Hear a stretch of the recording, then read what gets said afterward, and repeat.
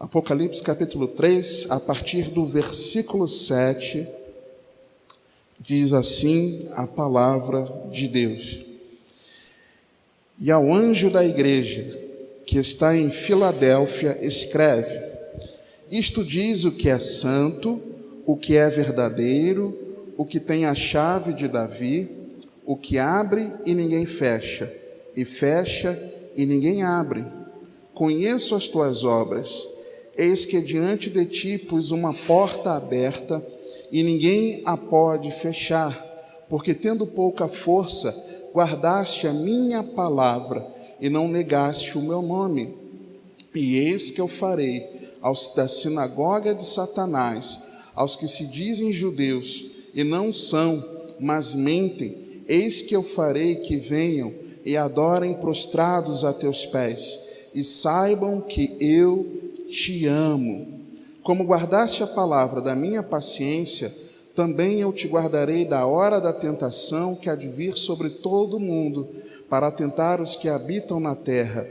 Eis que venho sem demora. Guarda o que tens, para que ninguém tome a tua coroa. A quem vencer, eu farei coluna no templo do meu Deus, e dele nunca sairá. E escreverei sobre ele o nome do meu Deus, e o nome da cidade do meu Deus, a nova Jerusalém que desce do céu, do meu Deus, e também o meu novo nome. Quem tem ouvidos, ouça o que o Espírito diz às igrejas. Amém? Pode se assentar, por favor.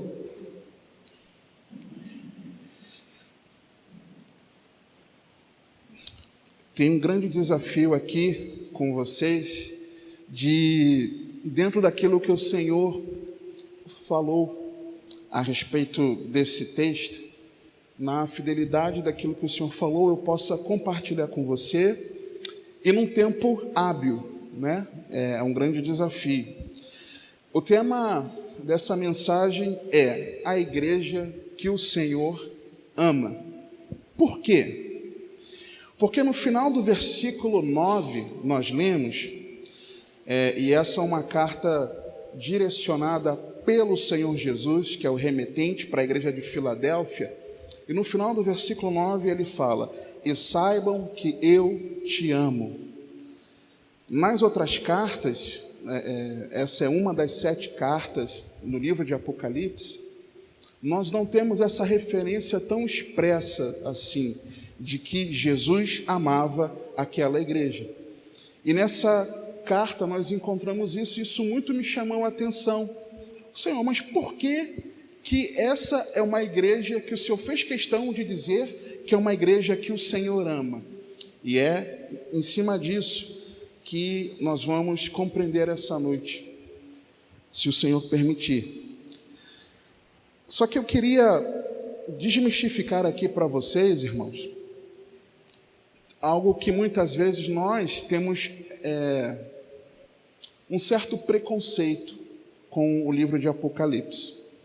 Eu falo isso por experiência própria, convivendo com muitos irmãos ao longo desses anos, e eu vejo que muitas vezes as pessoas elas têm uma certa aversão a Apocalipse, achando que o livro de Apocalipse ele traz acontecimentos apocalípticos puramente simples, e que você não pode ler aquilo, senão você fica aterrorizado. E na verdade é o contrário disso. O livro de Apocalipse ele foi escrito para que, com a perspectiva correta do futuro, nós tenhamos as atitudes corretas no momento presente. Por quê? Porque ali, Apocalipse, você conhece isso, ele quer dizer revelação. Então nós poderíamos dizer que Apocalipse de João é a revelação de Deus a João.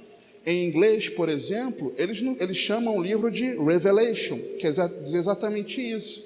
Porque é uma revelação sobre o fim dos tempos, para que com essa visão adequada do futuro, do que vai acontecer lá na frente, com a perspectiva correta, com o entendimento da eternidade, nós possamos agora gerar em nós a expectativa correta pela volta de Cristo. Irmãos, eu sempre falo isso: se você e eu não temos a expectativa correta pela volta de Cristo, se o seu coração e o meu coração não arde pela volta de Jesus, nós precisamos nos converter. Porque, ao contrário de que muitas pessoas gostam muito de exaltar, claro, o nascimento do Jesus homem é muito importante, mas tão importante quanto o Verbo ter encarnado, foi o Verbo ter se manifestado ao mundo após o seu batismo, foi o Verbo ter sofrido na cruz, foi o Verbo ter morrido, foi o Verbo ter ressuscitado, foi o Verbo ter dado um descortinamento de ensinamentos após a sua ressurreição e o Verbo ter subido aos céus. Tão importante quanto o nascimento. Eu vou chamar de plano, né? É um plano contínuo que não parou no nascimento. E às vezes nós queremos apenas nos lembrar disso sem ter a expectativa do retorno, da volta. Se isso é algo que passa distante de nós, tem algo muito errado com a nossa vida cristã. Tem algo muito errado comigo e com você se nós agimos dessa forma. Há evidências, irmãos, de que esse livro foi escrito durante um período de extrema perseguição aos irmãos. De extrema perseguição aos cristãos que se recusavam a prestar culto ao imperador romano, que chamava a si mesmo de Senhor e Deus. Eles se recusavam. O Senhor e Deus deles jamais seria o imperador. E a igreja naquele tempo, quando o Apocalipse foi escrito, a igreja era muito perseguida. A mensagem central é exatamente para desmistificar isso de que o imperador romano seria Senhor e Deus. A mensagem central, o Apocalipse 19:6 nos mostra isso, é que o Senhor, Deus Todo-Poderoso, reina. Essa é a mensagem central. E é isso que precisa nos motivar a entender, quer dizer, tentar entender desse livro aqui tão maravilhoso, a entender pelo menos essa mensagem central. Então, com o objetivo de trazer um encorajamento aos cristãos perseguidos, confortando, desafiando a fé, proclamando a esperança cristã, garantida e certa. Irmãos, a nossa esperança, ela está garantida, porque a palavra está aqui, e ela é certa, irmãos, está na palavra. Jesus, olha só, preste atenção nisso. O Senhor, na sua palavra, desde no Antigo Testamento, não mostrava que Jesus viria, que o Messias viria. Ele veio. E a palavra também dizia que ele sofreria e era necessário que ele morresse. Jesus mesmo falou isso, os discípulos não tiveram discernimento pleno no primeiro momento. Aconteceu. Jesus prometeu que viria, prometeu que sofreria, que morreria, prometeu que iria ressuscitar e queria subir aos céus. Tudo isso aconteceu, irmãos. Agora, será que se ele prometeu que vai voltar para buscar a sua igreja, nós não podemos ter essa garantia, essa convicção certa de que o nosso Redentor virá nos buscar? E isso precisa arder dentro de mim e de você, irmãos. Isso precisa fazer com que você e eu tenhamos as características dessa igreja que Jesus fez questão de declarar que amava. A esperança cristã garantida e certa, junto com essa garantia, também tem a garantia de que em Cristo nós estamos compartilhando da vitória total contra as forças do mal em todas as suas manifestações. Além da garantia da vida eterna, de que Cristo voltará para nos buscar, nós juntamente com Cristo, nós estamos compartilhando da vitória contra todo o intento maligno. Por quê? Porque a vitória pertence a Deus e a Jesus Cristo, irmãos. A vitória total. Nós somos animados a permanecer fiéis a Jesus Cristo nesses tempos de perseguição e sofrimento. O livro foi escrito com esse propósito.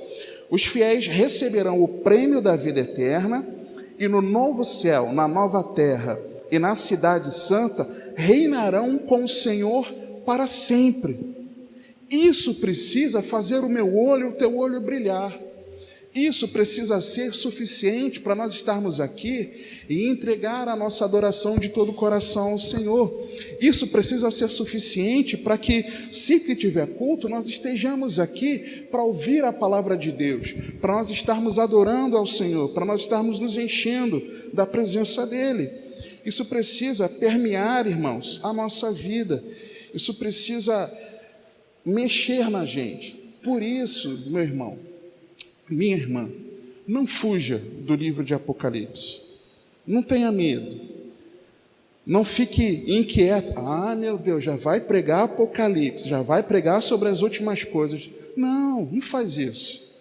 Não se atemorize. Não tenha medo, não se inquiete. Não fique nem preocupado ou ansioso com os sinais daquilo que o Senhor tem mostrado, do que tem acontecido. Mas também não tem apenas uma curiosidade em descobrir como será. Eu vejo muitas pessoas estudando Apocalipse, lendo, meditando, com a curiosidade de saber como é que vai ser tudo, nos mínimos detalhes. Irmãos, se você faz isso sem gerar expectativa da volta de Cristo, na minha opinião, está perdendo tempo. Se eu faço isso, eu estou perdendo tempo. Porque o mais importante, o conteúdo central, é esse que eu falei, de que o Senhor Deus Todo-Poderoso, Ele reina. Se Ele reina, significa que Ele é o Senhor, significa que Ele tem o domínio, que Ele tem o controle de toda a história. O nosso Deus, Ele é soberano. Essa é a mensagem.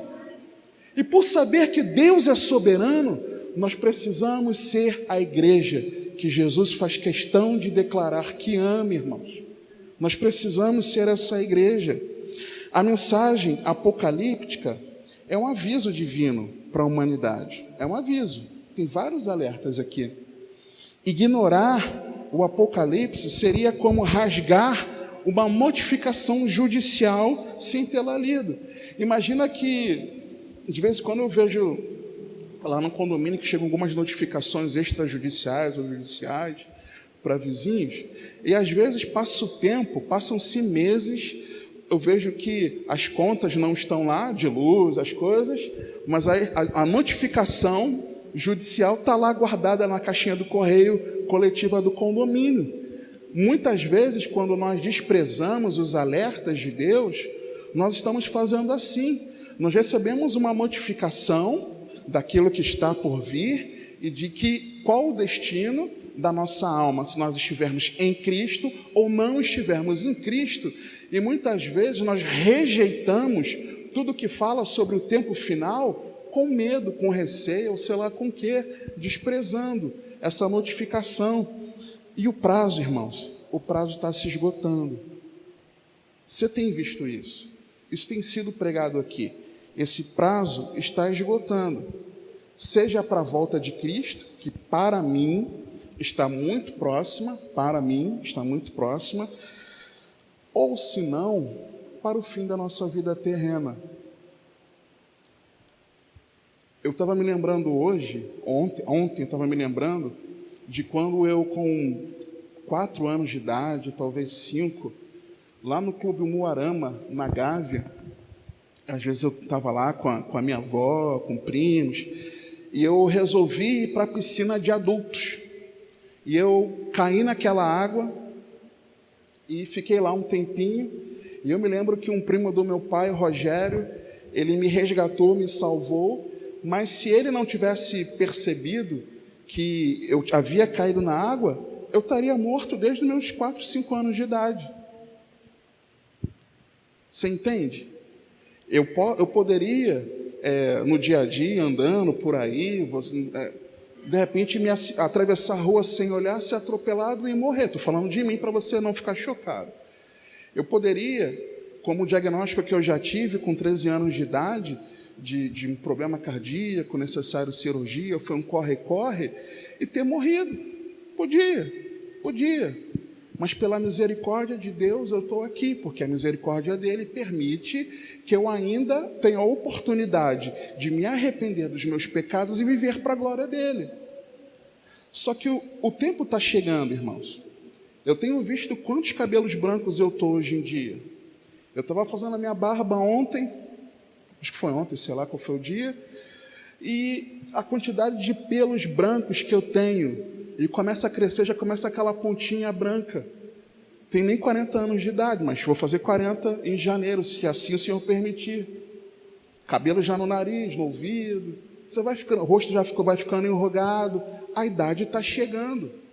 Ainda que para você, Jesus ele não retorne em tempo muito breve, você está envelhecendo, e um dia você vai morrer, se Jesus não voltar até lá. Então, irmãos, o tempo está se esgotando, seja para o retorno de Cristo, ou seja para o nosso encontro com o grande juiz. E é aí que a nossa expectativa precisa estar alinhada, uma expectativa correta.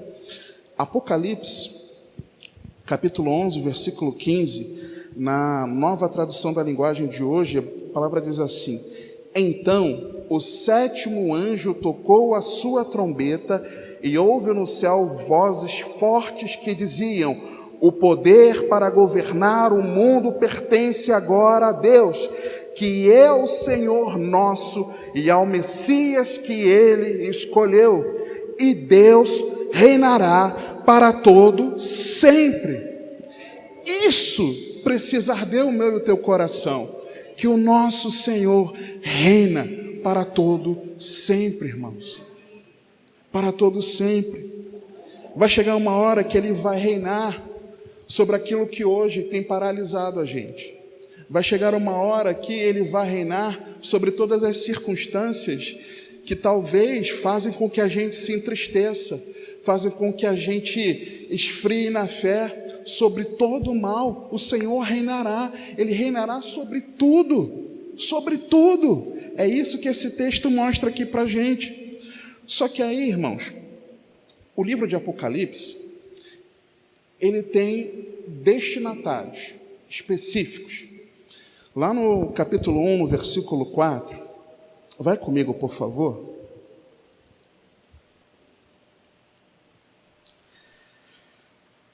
João diz assim: João, às 7 igrejas que estão na Ásia, graça e paz seja convosco da parte daquele que é, e que era, e que há de vir, e dados 7 espíritos que estão diante do seu trono.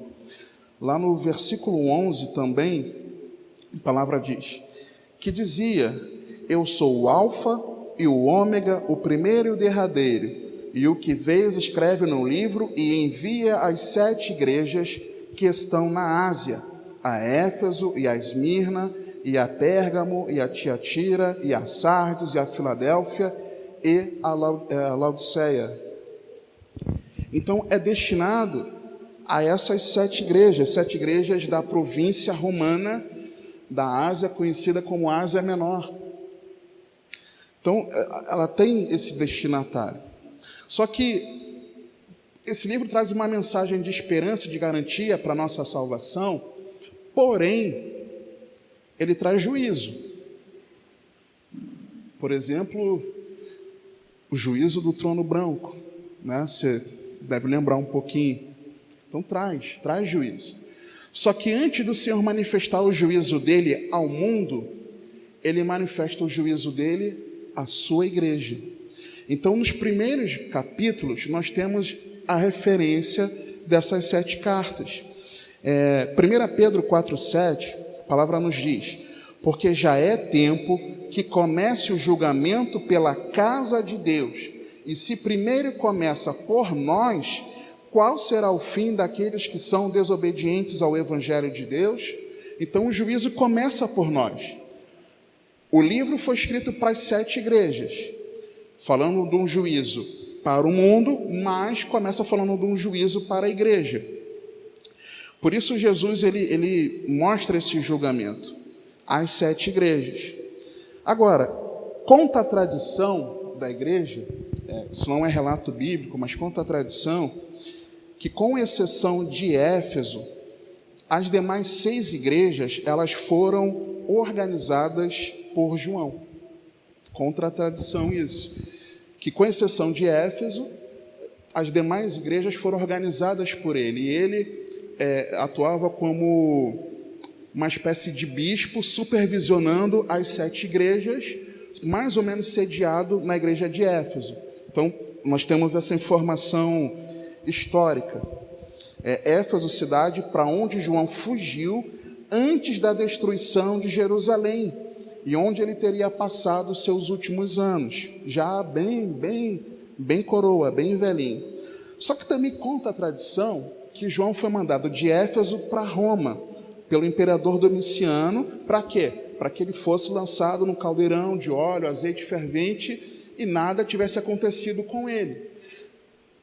O imperador ficou tão, vou usar a expressão que eu lembrei aqui, tiririca da vida, tão chateado, aborrecido, porque não conseguiu ferir João. Vou mandar esse camarada para Patmos. E lá na ilha de Patmos, a ilha da prisão, a conhecida ilha da prisão, é que ele então teve essa revelação de Apocalipse. E dentro disso, irmãos, dentro dessa revelação, é que vem a referência a essas cartas, começando no capítulo 2, exatamente no capítulo 2, versículo 1, indo até o finalzinho do capítulo 3. Agora, mas espera aí, você está falando, e nós lemos, que Apocalipse foi escrito para 7 igrejas, para as 7 igrejas da Ásia. Mas, poxa, não tinha mais do que 7 igrejas na Ásia? Sim, tinha. Mas é porque essas 7 igrejas, exatamente dentro da tradição, as igrejas que João pastoreava, né, ou supervisionava, melhor dizendo. E aí, existem aqueles que, às vezes, os irmãos entram num conflito da interpretação das cartas para as igrejas, sobre se isso seria uma interpretação puramente histórica, se seria uma interpretação de 7 períodos da igreja ao longo do tempo, ou se na verdade é uma interpretação de todas as igrejas de todos os tempos. Para mim, na minha humilde interpretação, são as 3 coisas. Para mim são exatamente as 3 coisas. Historicamente, para as igrejas da Ásia, essas 7 igrejas, 7 períodos distintos da igreja, em que atualmente nós estaríamos no último período da igreja de Laodiceia, é notório enxergar isso também, mas também nós conseguimos enxergar características de cristãos, sejam características boas ou ruins, em todas as 7 cartas. Então, na minha humilde interpretação, eu posso estar equivocado, para mim são esses 3 aspectos. Por isso que é tão importante nós não enxergarmos Apocalipse 2 e 3, ou simplesmente com algo histórico, ou simplesmente com períodos da igreja, em que o que importa para a gente agora é a igreja de Laodiceia, quando na verdade eu consigo enxergar as 3 aplicações, amados. E aí, dentro disso, dentro desse entendimento, desse contexto, como é que era essa igreja? Como é que era a igreja de Filadélfia? A igreja, ela estava situada, localizada, numa cidade que foi fundada por Átalo II. E é importante isso aqui, para que você possa compreender aquilo que o Senhor quer nos falar no texto. Fundada por Átalo II, que de tanto amar o seu irmão, e o seu irmão o amar, o que ele fez? Ele deu um apelido para o seu irmão de Filadelfos, né? Que significa o que ama a seu irmão. E aí o que fizeram? Bom, vamos pegar esse nome, o apelido que ele dava ao seu irmão Eúmenes, e vamos colocar como o nome da cidade. Se tornou Filadélfia, né? O que ama seu irmão. Primeiro nome da cidade. Só que essa cidade ela sofreu mudança no seu nome. E isso é importante você saber para você entender o versículo 12. O porquê que Jesus fala que mudaria o nome, que daria o nome. Por que sobre aquele que vencer, Jesus escreveria esses nomes? É por conta dessas mudanças aqui de nomes. Ela era uma cidade situada num lugar estratégico, na principal rota do correio imperial de Roma para o Oriente. Era chamada de a Porta do Oriente. É por isso que Jesus faz a referência de que ele é o que tem a chave de Davi, o que abre e ninguém fecha, de que fecha e ninguém abre, e diante daquela igreja ele abriria uma porta de que ninguém fecharia. Por quê? Porque a cidade era conhecida como porta. Então por isso que Jesus faz a referência à porta. Fundada para ser porta aberta de divulgação da cultura e do idioma gregos na Ásia. Ela era chamada também de Pequena Atenas, por ter muitos templos dedicados aos falsos deuses. O templo a Dionísio era o principal. Então essa, irmãos, era uma igreja que era cercada por oportunidades para se desviar. Por quê? Porque se ela foi fundada para ser a porta do Oriente, um local de rota, um dos principais do Império Romano para a Ásia, e foi fundada para ser uma cidade onde a cultura seria disseminada, aquela cultura seria disseminada, imagina as oportunidades de se desviar que aquela igreja não tinha. Imagina hoje em dia, nós temos hoje em dia acessos a irmos para tantos locais, com a facilidade hoje de ônibus, com a facilidade de Uber, de carro, de você pegar um ônibus de viagem, avião, a facilidade de locomoção. Então, as culturas diversas têm acesso a nós e nós acesso a essa cultura. Imagina hoje em dia que você não precisa você se deslocar, mas imagina que hoje aqui, nas suas mãos, você tem acesso a todo tipo de cultura desse mundo, a possibilidade daquilo não que pode nos contaminar. Essa igreja era uma igreja que tinha diversas oportunidades para que eles esfriassem na fé. E não só isso, como era uma cidade muito idólatra, eles também tinham uma perseguição enquanto a fé cristã deles. Então eles tinham o perigo da idolatria, o perigo de absorverem aquela cultura mundana, o perigo deles, a perseguição que eles sofriam, e tinha um ingrediente extra do sofrimento que eles tinham, porque aquela cidade, aquela região, era uma região onde aconteciam muitos terremotos. Existem relatos de que terremotos aconteceram por anos consecutivos, todos os dias daqueles anos.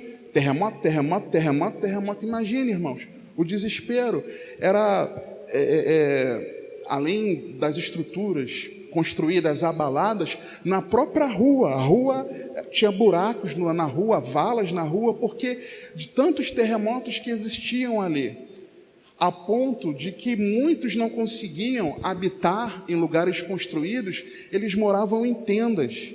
Imagina o sofrimento desse povo. Imagina o sofrimento dessa igreja. Uma igreja pobre, uma igreja que, por conta dessa cultura mundana, da cidade ter sido fundada especificamente para ser porta do Oriente e difundir essa cultura do Império Romano, os irmãos não tinham muitos recursos financeiros. Os irmãos passavam dificuldades, irmãos. Eles passavam tempos muito difíceis. Não era fácil ser servo de Deus. Não era fácil ser discípulo de Cristo ali naquela cidade de Filadélfia. E eu sei, irmãos, que nos dias de hoje também não está fácil nós sermos discípulos de Cristo. Não está fácil nós perseverarmos. Não está fácil nós permanecermos em Cristo. Eu sei que não está fácil, eu sei que é difícil. São as tentações, nós lutamos contra nós mesmos, nós lutamos contra o mundo e nós lutamos contra o diabo. Eu sei que não é fácil, mas também para esses irmãos não foi fácil. E esses irmãos perseveraram. Esses irmãos receberam um bom testemunho de Jesus. A igreja de Filadélfia e a igreja de Esmirna foram as duas igrejas nas 7 cartas que não sofreram uma reprimenda, uma chicotada do Senhor, mesmo eles tendo passado essas dificuldades todas pelas quais eles passaram, irmãos. Não era fácil para os nossos irmãos em Filadélfia. Por volta do ano 90 depois de Cristo, com a ajuda do imperador, Filadélfia foi completamente reconstruída e, como gratidão, a cidade mudou o nome para Neo-Cesareia. Já recebeu o nome de Filadélfia por causa do imperador que a fundou, amava o seu irmão o amava, aquele que ama o seu irmão, Filadélfia. Em 90 depois de Cristo, César, o imperador, ajuda a reconstruir a cidade por conta dos terremotos, cidade abalada, reconstrói a cidade. Vamos homenagear, igual aquelas faixas que a gente encontra, Avenida Alzira Vargas homenageia o vereador fulano de tal pelo asfalto aqui na rua. Só que além deles colocarem uma faixa para homenagear o imperador, resolveram adotar o nome de Nova Cesareia, a nova cidade de César. Só que depois disso, no tempo de Tito Vespasiano, ela voltou a receber uma troca de nome. Já não chamava mais Neo-Cesareia, ela passou a se chamar Flávia. Por quê? Porque Flávio era o apelido dele. Então a mudança de nomes, num período curto para eles, no período de 90 depois de Cristo, foi fundada em 150 mais ou menos antes de Cristo, num período de menos de 300 anos, a cidade teve ali 3 nomes, e depois o seu nome foi mudado de novo para Filadélfia. É por isso que Jesus fala lá: ao que vencer, eu escreverei esse nome, esse outro nome e esse outro nome. Nós vamos ver. Então, irmãos, apesar de todas essas adversidades, a igreja permaneceu de pé até os dias de hoje. Eu estava lendo um comentário bíblico acho que se não me engano, de Moody, lá no século XIX. Moody já fazia essa referência de que naquela época já era algo assim maravilhoso a igreja permanecer de pé. E hoje em dia, até os dias de hoje, uma igreja que está de pé, irmãos, tem o seu bispo, tem cerca de 1000 pessoas que até hoje levantam a bandeira da fé cristã.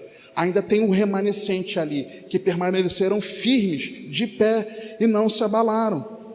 Com exceção de Esmirna e Filadélfia, as demais cidades e as igrejas, por consequência, elas estão em ruínas. E voltando para o nosso texto, falei isso para você entender o contexto da igreja. E ao anjo da igreja que está em Filadélfia, escreve: isto diz o que é santo, o que é verdadeiro, o que tem a chave de Davi, o que abre ninguém fecha, e fecha e ninguém abre. Conheço as tuas obras, eis que diante de ti pus uma porta aberta, e ninguém a pode fechar, porque tendo pouca força, guardaste a minha palavra, e não negaste o meu nome. Eis que farei aos da sinagoga de Satanás, aos que se dizem judeus e não são, mas mentem, eis que eu farei que venham e adorem prostrados a teus pés, e saibam que eu te amo. Jesus te ama. Como igreja, Jesus te ama. Como Jesus nos ama como igreja. Como congregação, Jesus nos ama. Nós somos a congregação que Jesus ama. Como congregação, Jesus poderia testemunhar isso aqui. E saibam que eu te amo. Será que Jesus sobre nós faz questão de declarar que nos ama? Será, irmãos? Eu concordo com o pastor e expositor bíblico Alexandre Salles, que na mensagem intitulada A Igreja de Filadélfia, comenta que esse texto afirma a divindade de Cristo como santo, verdadeiro, soberano e onisciente. Uma mensagem do iníciozinho do ano passado, se eu não me engano, pastor. Exatamente. Uma igreja, Jesus faz questão de se apresentar como aquele que é santo, que é verdadeiro, que é soberano e que é onisciente. Nós precisamos, como uma igreja que Jesus ama, uma igreja que reconhece que Deus é santo, que Jesus é santo. Se Ele é santo, nós precisamos andar de que forma? Em santidade. Se Ele é verdadeiro, Ele é autêntico, e a verdade está nele, nós precisamos andar em verdade. Se Ele é o soberano, que tem a chave de Davi, e aí não dá para entrar nos detalhes do texto, porque não é o foco da mensagem. Ele tem essa soberania de abrir porta que ninguém fecha e fecha que ninguém abre. Se Ele tem essa soberania, a nossa vida precisa reconhecer que Jesus é soberano e Ele precisa ser Senhor sobre a nossa vida, irmãos. Será que nós temos permitido que Jesus mande e a gente obedeça? Será que sobre mim Jesus é soberano? Será que sobre a sua vida Ele é soberano? Será que nós fazemos a vontade de Deus, amados? Será que nós conseguimos compreender que Jesus sabe de todas as coisas? Ele coloca aqui, conheço as tuas obras. Será que nós temos a convicção de que Deus sabe aquilo que se passa no íntimo do nosso coração? Porque uma coisa é quando a pessoa está perto de nós. Uma coisa é o olhar do império das trevas, inclusive sobre nós. Eu me lembro de uma experiência, eu estava no evangelismo com o Rodrigo, o irmão Rodrigo, e numa das casas que nós abordamos, a pessoa que nos atendeu, ela se denominou como alguém que estava afastada do evangelho e que morava na casa de uma sogra, e a sua sogra, ela era mãe de santo, e dentro dessa casa funcionava um centro espírita, não é isso? E ela morava em cima, a casa da sogra era embaixo, o centro espírita embaixo. E essa irmã, um dia resolveu ir escondida para uma igreja, porque desde que ela foi morar com a sogra, ela parou de congregar. E ela foi escondida para a casa da sogra, para a igreja. No dia seguinte, pela manhã, a sogra dela chegou, ninguém viu. Ela teve certeza que ela saiu e voltou, não estava ninguém vendo. Mas a sogra dela chegou para ela e vem cá, quer dizer que você foi para aquele lugar? Como é que ela sabia, a sogra? O império das trevas estava observando e falou para ela. Agora, conhecer o que se passa no íntimo do nosso coração, irmãos, só o nosso Deus, que é onisciente. E será que nós temos agido como aqueles que sabem que Deus é onisciente? É para a gente refletir, irmãos. Só que a igreja que Jesus ama é uma igreja que, primeiro, ela reconhece a sua fraqueza, reconhece as suas limitações. Jesus, ele fala aqui, olha, diante de você eu pus uma porta aberta e ninguém pode fechar. Por quê? Por quê? Porque tendo pouca força. Será que eu reconheço as minhas limitações? Será que eu reconheço que eu sou fraco? Será que você reconhece que você é limitado e fraco? Será que nós reconhecemos como igreja que a força que nós talvez julguemos ter, nós não temos, a nossa força é pouca?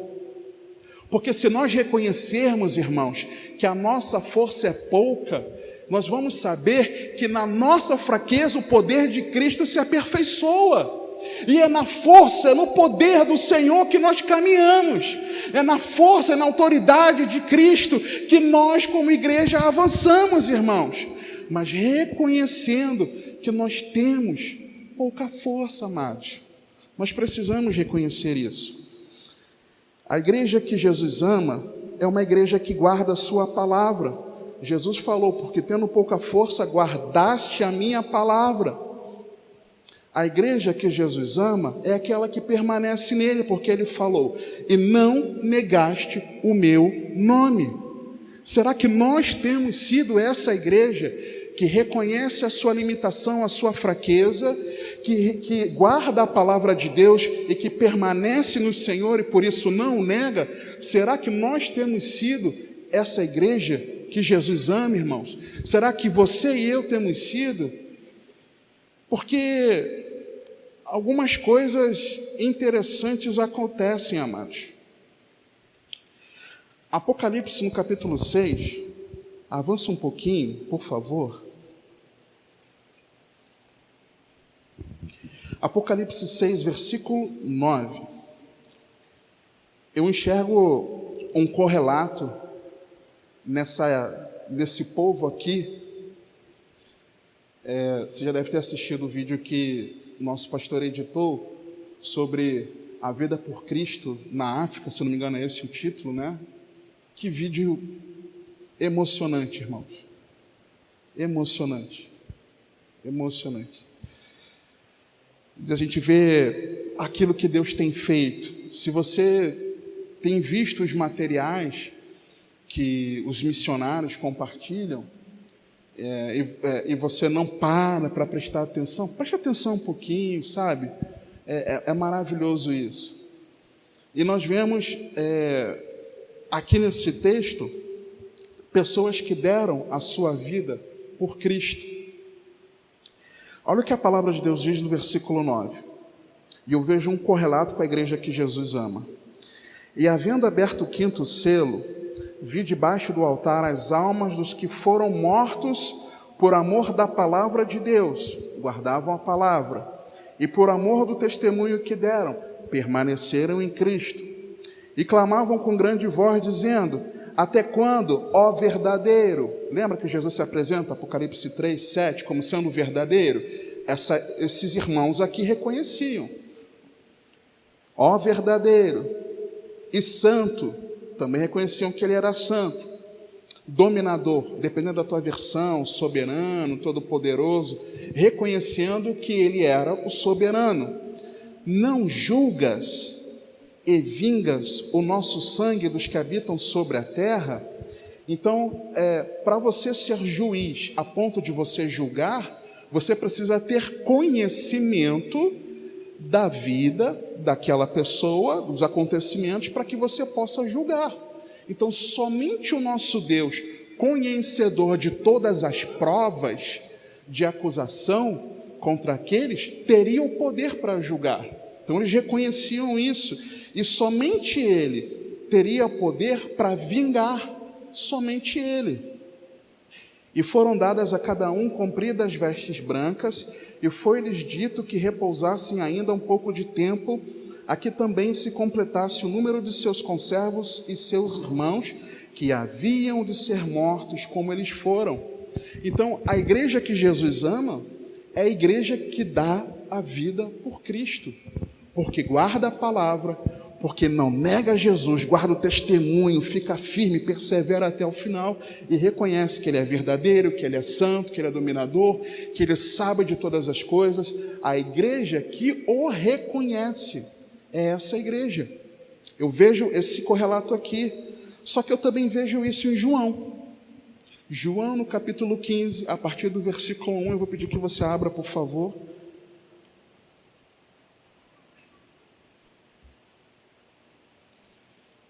A igreja que Jesus ama é a igreja que permanece na videira verdadeira. Por quê, irmãos?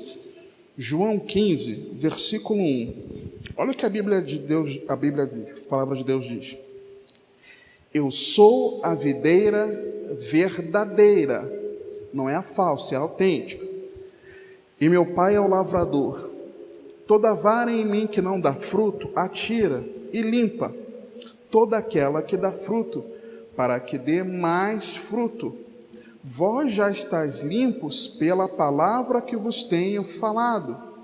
Está em mim e eu em vós. Como a vara de si mesma não pode dar fruto, se não estiver na videira, assim também vós, se não estiverdes em mim. Eu sou a videira, vós as varas. Quem está em mim e eu nele, esse dá muito fruto, porque sem mim nada podeis fazer. Uma igreja que reconhece que sem Cristo nada pode fazer, que reconhece a sua limitação, que reconhece a sua fraqueza.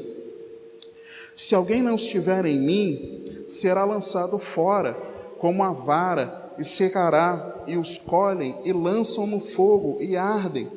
Se vós estiverdes em mim, e as minhas palavras estiverem em vós, pedireis tudo o que quiserdes, e vos será feito.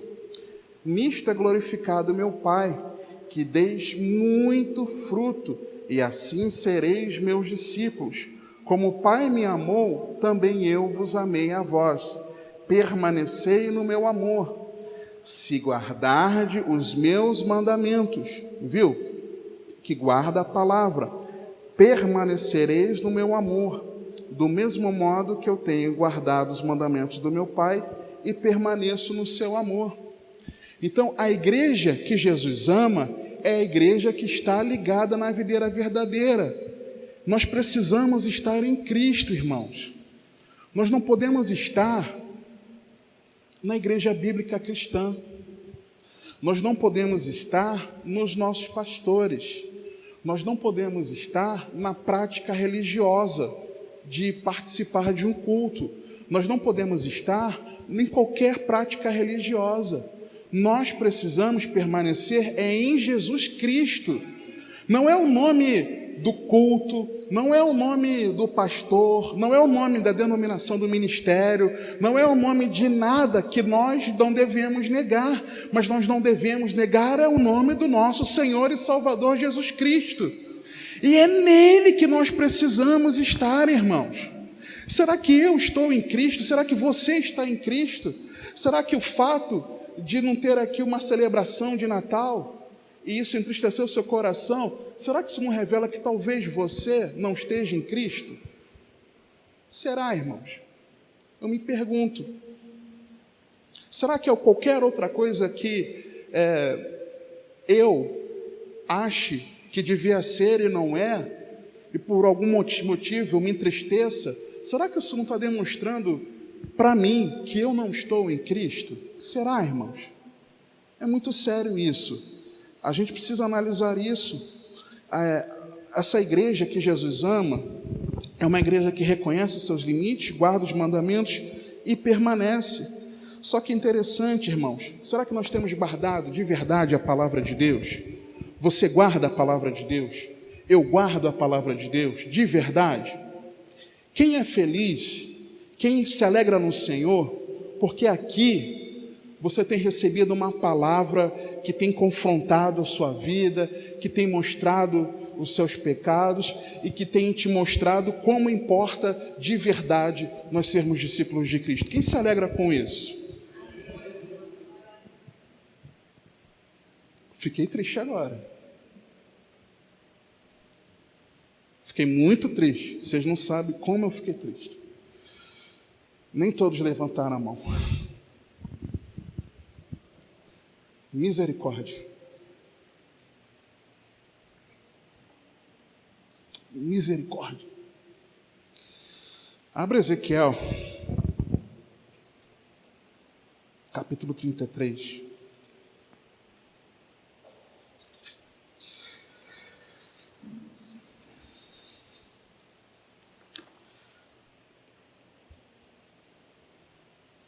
Nós vamos ler a partir do versículo 30. Irmãos, eu tenho dado um apoio, uma tutoria de alguns cursos bíblicos e ministeriais. Já dou esse suporte já há alguns anos. E a gente tem alguns grupos no WhatsApp com irmãos que estudam diferentes coisas.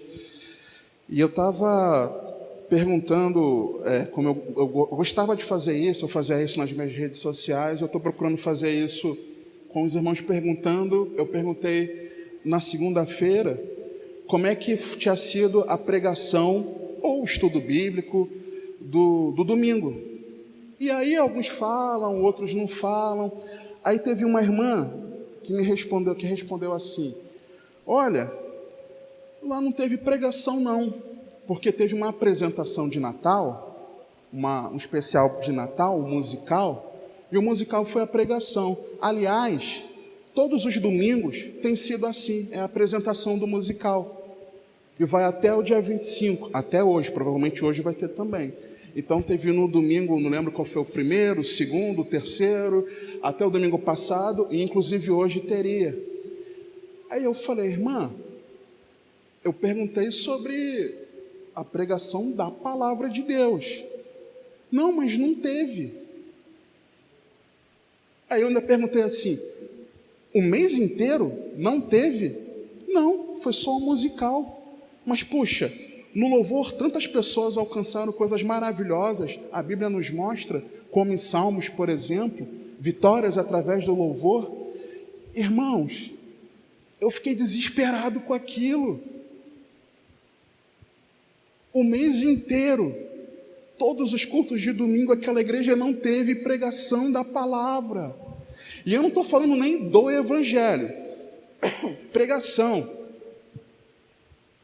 Às vezes tem pregação, às vezes é pregação da palavra, mas às vezes não é o evangelho.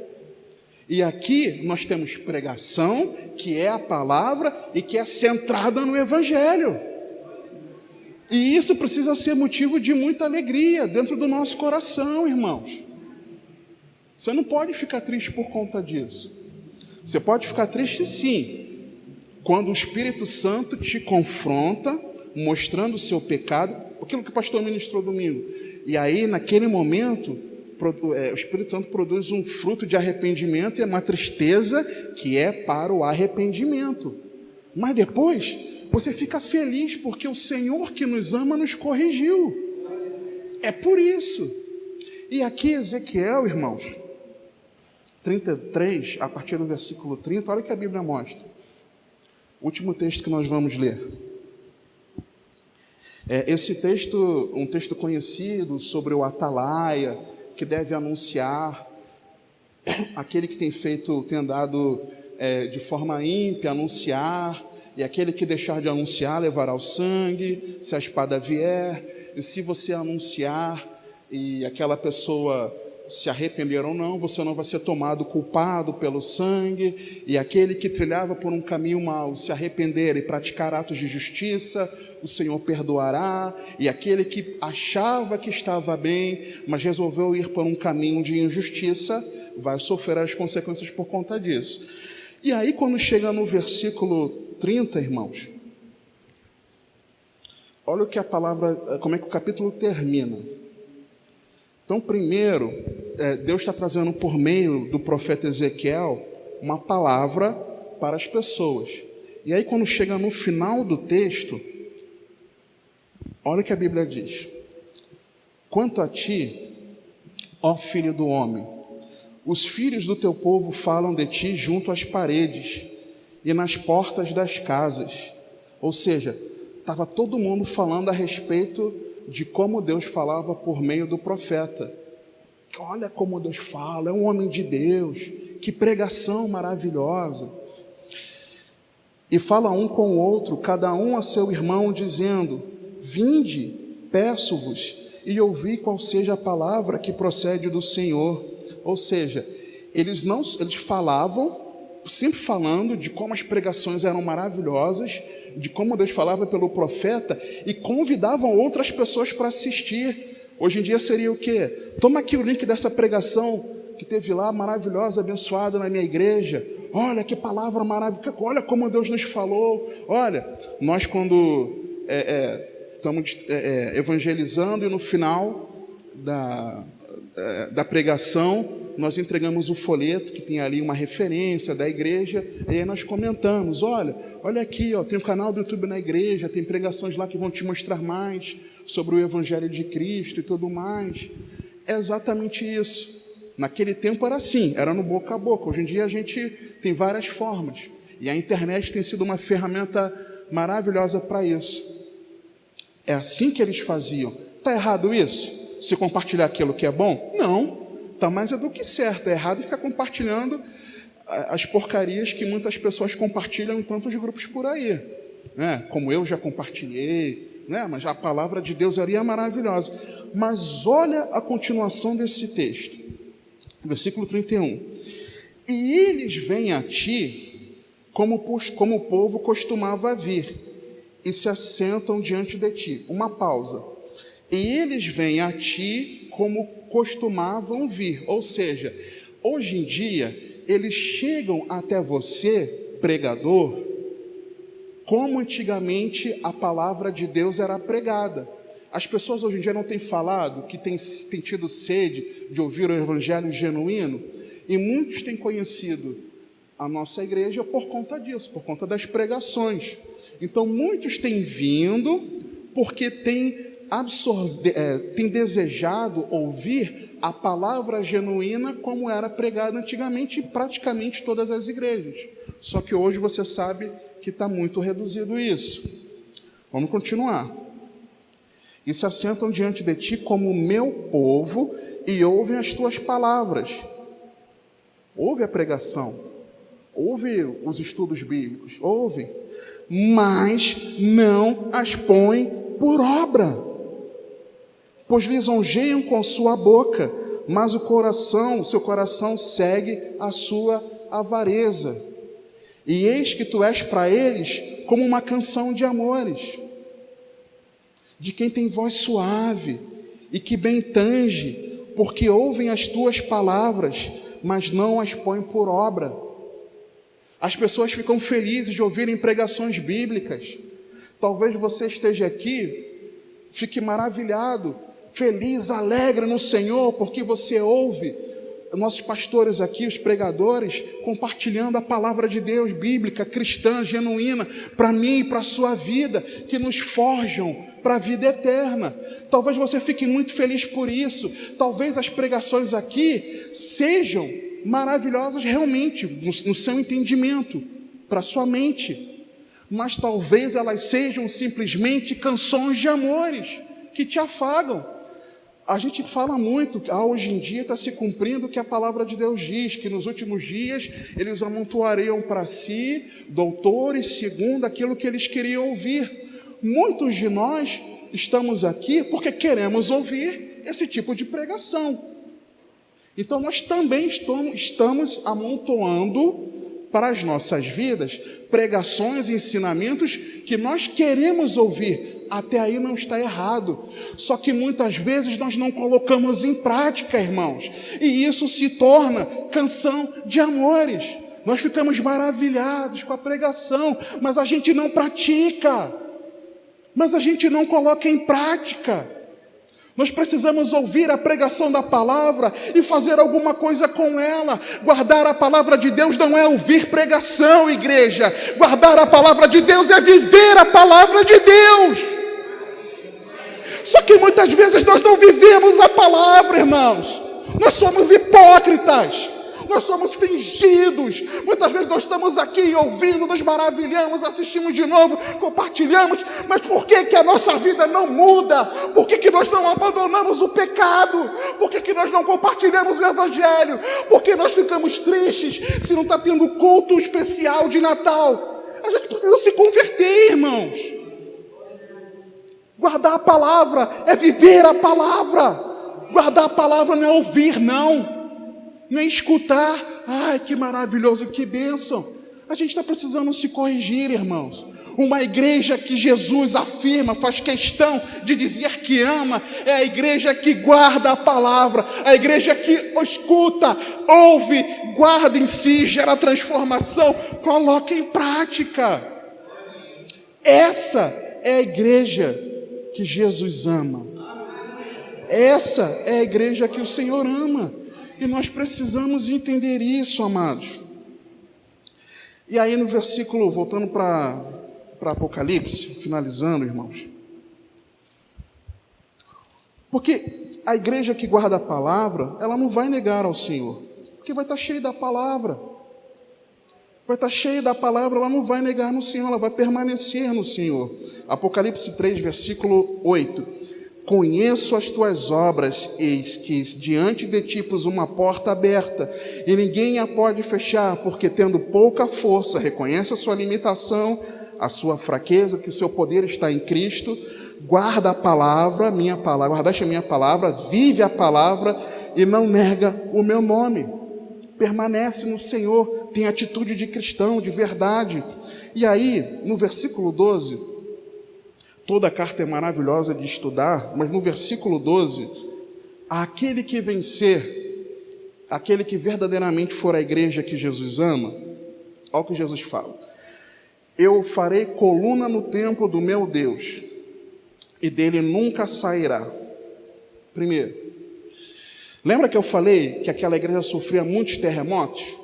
A cidade de Filadélfia, e por conta disso tinha gente que morava até em tendas, porque as construções caíam, as ruas também eram complicadas.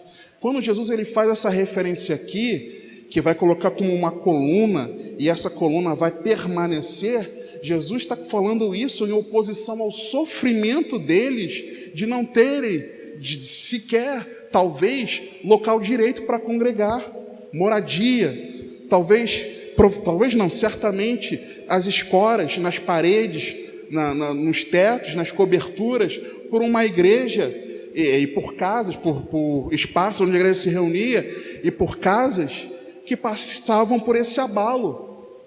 A igreja passava por esse sofrimento. Então, quando Jesus fala isso aqui, Jesus não falou. Jesus falou especificamente isso para eles, para mostrar para eles que mesmo passando pelo sofrimento das coisas instáveis, mesmo passando pela insegurança, pelo medo, daquilo que pode abalar aí fora, ele faria com que essas pessoas, esses irmãos, estivessem como colunas firmes para sempre no templo de Deus. Isso mostra para mim e para você, se nós permanecermos como a igreja que Jesus ama, reconhecendo a sua limitação, guardando a palavra e não negando o Senhor, não importa aquilo que aconteça, não importa aquilo que cerque a nossa vida, que esteja instável, um sofrimento, uma enfermidade, um problema no trabalho, um problema familiar, não importa a tristeza, o sofrimento pela qual nós estamos passando, mas se nós permanecermos firmes no Senhor, nós não seremos abalados, irmãos. Por que isso? Nós, pregação da quarta-feira passada, nós recebemos um reino inabalável. Efésios 6,13 nos mostra que, se nós formos revestidos de toda a armadura de Deus, nós resistimos e permanecemos inabaláveis. Salmo 125,1 nos mostra que se nós confiamos no Senhor, nós não nos abalamos, mas o que? Permanecemos para sempre. É isso que a igreja que o Senhor ama, ela vai viver. E uma igreja que Jesus ama, ela também tem um novo nome. Parte B do versículo 12 de Apocalipse 3. E escreverei sobre ele o nome do meu Deus e o nome da cidade do meu Deus, a nova Jerusalém que desce do céu do meu Deus, e também o meu novo nome. Lembra que eu falei que eles receberam o nome, a cidade recebeu o nome de Filadélfia por conta do imperador, que amava muito seu irmão, que também o amava, então colocou aquele que ama o seu irmão, Filadelfos, Filadélfia. Para reconstruir a cidade, o imperador César ajudou a reconstrução da cidade, então resolveu não homenagear como Nova Cesareia, nova cidade de César. Depois, na época de Vespasiano, mudaram o nome para Flávia, porque o apelido dele era Flávio, e depois mudaram de novo para Filadélfia. Eles estavam, num período muito curto de tempo, estava mudando o nome da cidade. Então, quando Jesus ele fala isso aqui, é em oposição a essa mudança constante de nome. O nome, como o nosso pastor estava falando, ele traz aquilo que é a pessoa, não é o nome, o meu nome, Geraldo Augusto, mas é a pessoa que aquele nome representa. Então, quando o Senhor fala isso aqui, eu vou dar... É claro que alguns estudiosos têm interpretações diferentes, mas discernindo isso aqui, eu vejo que o nome do meu Deus está dizendo a sua identificação. Tem que ter cuidado para não usar identidade, porque tem muita gente usando o termo identidade, mas a identificação com a pessoa de Deus, como filhos de Deus. Aquele que recebe o nome de Deus, recebeu o nome daquele que é o nosso Pai. Quando você se torna filho por adoção, nós fomos adotados por Deus, amém? Romanos 8, 15 a 17, nós fomos adotados por Deus. Então, por sermos adotados por Deus, nós recebemos a filiação de Deus. Nós temos identificação com o Pai. Essa é a nossa filiação, a nossa identificação. A nossa identificação não é com as circunstâncias. A nossa identificação não é com aquilo que governava a nossa vida. A nossa identificação não é com o pecado. A nossa identificação não é nem com quem nós somos hoje em dia, mas a nossa identificação é com o nosso Deus Pai Todo-Poderoso, o Senhor que governa. Essa é a nossa identificação. A nossa identificação é de uma nova cidadania.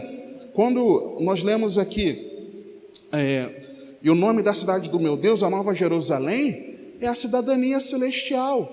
Porque quando você é filho de alguém, a pessoa não fala. Quem aqui sabe o nome da minha filha? Se lembra o nome da minha filha? Mas se você falar assim, filha do irmão Geraldo e da irmã Rosana, você vai estar falando dela, não vai? Então, quando falam de nós, filho de Deus, estão falando de nós. Podem não saber o nosso nome, mas vão conseguir nos identificar. É a mesma coisa quando nós moramos na cidade de São Gonçalo. Então, que nome nós recebemos? Cidadãos gonçalenses, não é isso? Cidadãos gonçalenses. É a nossa identificação. Quando nós morarmos por toda a eternidade na Nova Jerusalém, a nossa cidadania será celestial. Não mais essa aqui humana. Então, quando o Senhor ele fala, darei o nome da cidade, da Nova Jerusalém, ele estava dizendo, olha, vocês não vão ter mais o nome da cidade de Filadélfia, da cidade de Nova Cesareia, da cidade Flávia, mas o nome da cidade de vocês é a Nova Jerusalém. A cidadania de vocês não é mais essa cidadania terrena. A cidadania de vocês é a cidadania celestial. E isso precisa estar dentro de nós. E Jesus fala também em relação ao próprio nome dele. Irmãos, Apocalipse 19, dos versículos 1 a 10, a Bíblia nos mostra o quê? A Bíblia nos mostra as bodas do Cordeiro. A minha esposa, quando se casou comigo, eu gostaria que ela tivesse parte do meu nome. Mas aí nós ficamos constrangidos dela ter parte do meu nome, mas não todo o nome, para que tivesse o sobrenome da minha mãe e do meu pai. Então o nome dela tem todos os meus sobrenomes. O nome dela é gigante. Eu tenho o nome dela, o sobrenome dos pais, não todos, mas quase todos, e todos os meus sobrenomes. Ela recebeu o meu nome. Provavelmente as esposas receberam o sobrenome dos maridos. Provavelmente aconteceu isso. Quando você se casa, você recebe, as esposas, e hoje em dia a legislação permite que o contrário também aconteça, você recebe o nome daquele que é o seu marido. Nós receberemos o nome do nosso marido. Nós seremos conhecidos como não só como noiva, mas como a esposa de Cristo, irmãos. E isso é maravilhoso. Isso é maravilhoso. A nossa nova identificação é a de filhos de Deus por toda a eternidade, de cidadãos da Nova Jerusalém e de esposa de Cristo, irmãos. Isso é maravilhoso. A igreja que Jesus ama é a igreja que reconhece a sua pouca força, que guarda a palavra e que não nega ao Senhor, permanece até o fim. Em nome de Jesus, amém? Vamos orar.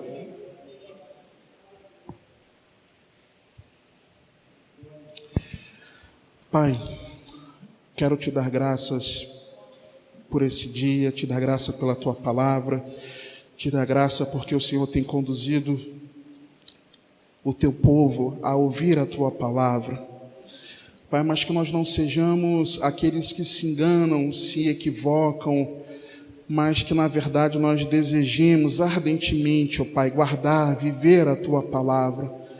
Pai, nós sabemos que nós não temos força alguma para isso, mas reconhecemos a nossa limitação, a nossa fraqueza, porque na nossa fraqueza o poder de Cristo se aperfeiçoa. Paizinho, te agradecemos por isso, te agradecemos porque queremos ser aqueles que não vão negar a Jesus, que permanecerão firmes no Senhor, que no nosso cotidiano nós não neguemos ao Senhor, que nós não rejeitemos a Cristo em nenhuma das nossas atitudes, mas que em todas as coisas o Senhor seja para sempre glorificado, Pai.